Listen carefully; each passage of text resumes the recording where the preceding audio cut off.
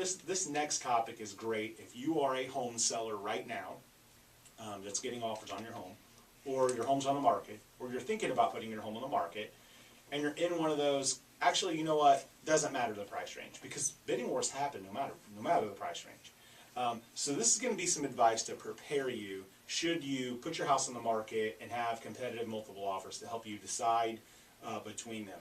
You know, first and foremost, we get into this challenge a lot with other realtors, and the comment that we sometimes get is, well, you picked, you know, the other offer, and you know, we don't pick anything.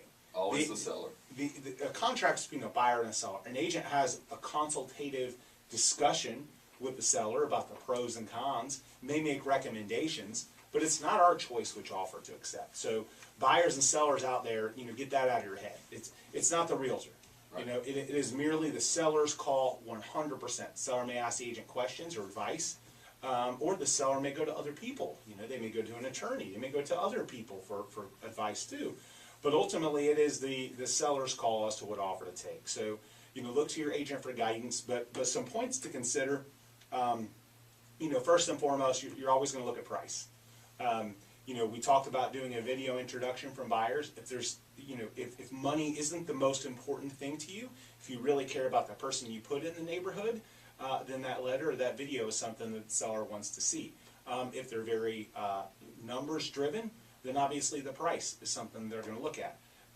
When you look at the price, make sure to look at it in the whole scope of it, though, because you know, you may have a higher price, but then there's a closing cost concession, or it's a really long closing, or they've got conditions that could cost you more money, like inspection repairs or home warranties. You know, so truly make sure to go in and do the math to determine which offer is the right offer. You may have an offer for $305 and one for $302, but the $305 has a lot of concessions and bad terms, and the $302 may be the better offer for you.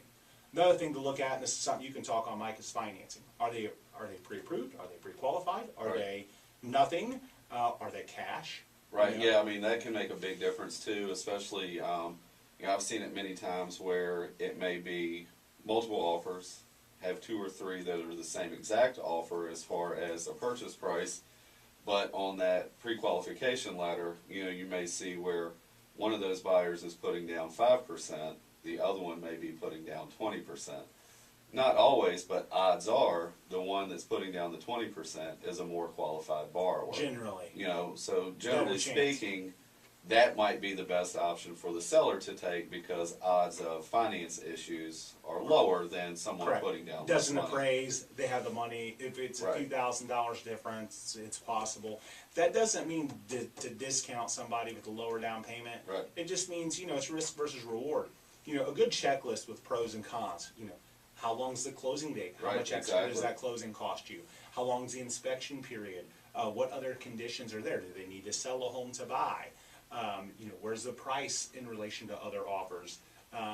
You know, and what's important to you? We've had a lot of scenarios where customers have taken an offer from a veteran or active Right. service member that's using a VA loan, Exactly. even though someone else may be cash or you know, a higher down payment loan program.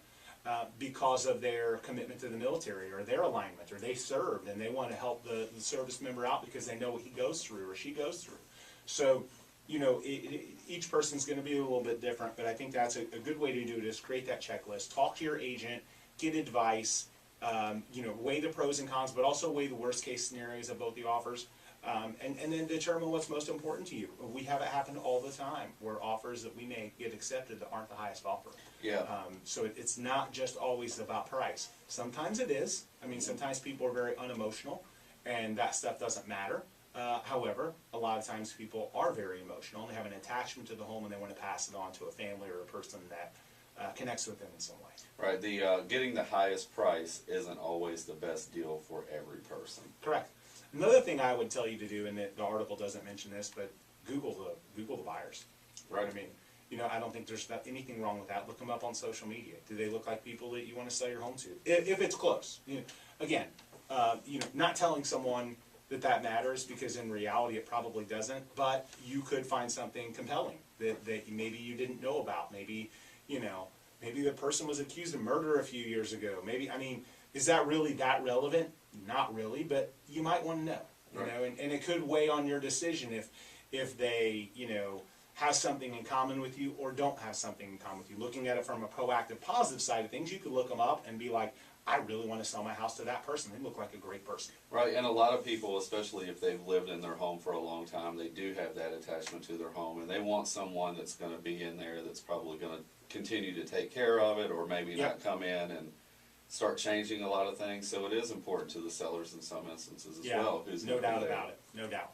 All right, we're going to be back continuing the conversation after a quick break. We're going to have our featured property after a quick break here on the Duncan Duo Show.